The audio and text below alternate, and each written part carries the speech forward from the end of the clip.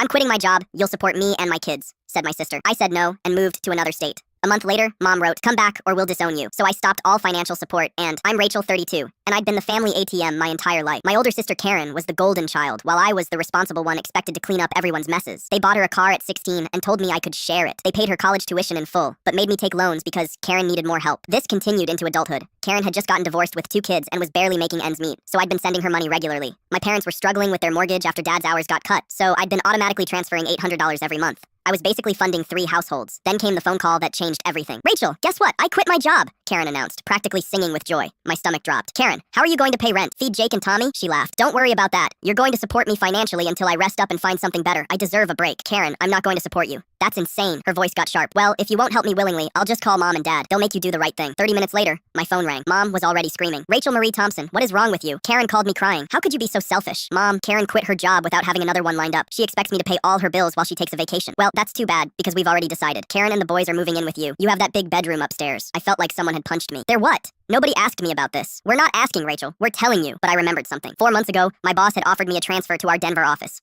I'd turned it down, but what if that position was still open? The next day, I walked into my boss's office. Tom, remember that transfer offer to Denver? Is that still available? Hell, Rachel. You could start next week if you wanted. I've been holding that spot hoping you'd change your mind. I moved fast. I called my friend Mike in real estate and had him find tenants for my house. Within a week, I'd found a married couple who could move in immediately. I packed only what I needed and drove to Denver. When Karen showed up at my house with a U-Haul truck expecting to move in, she found strangers living there. The tenants called Mike, confused about this woman screaming that it was her sister's house. My parents showed up too, and they all had a massive argument on my front lawn. The calls and texts started immediately. I ignored them until Mom sent the ultimatum. If you don't come home right now and let Karen live with you, we're disowning you. You're not our daughter anymore. I stared at that text, then replied, go ahead. Karen posted on Facebook about how I'd abandoned her, but our relatives weren't buying it. Our cousin Lisa commented, wait, didn't you quit your job without having another one lined up? Uncle Mark added, Karen, you chose to quit your job. That's not Rachel's responsibility. That's when I remembered something crucial. I'd been automatically sending my parents $800 every month for their mortgage. Since they'd literally disowned me, I figured I didn't owe strangers anything. I canceled the automatic transfer and sent them a screenshot. Since you disowned me, I won't be paying strangers' mortgage anymore. Mom called 3 minutes later screaming, Rachel, what did you just do?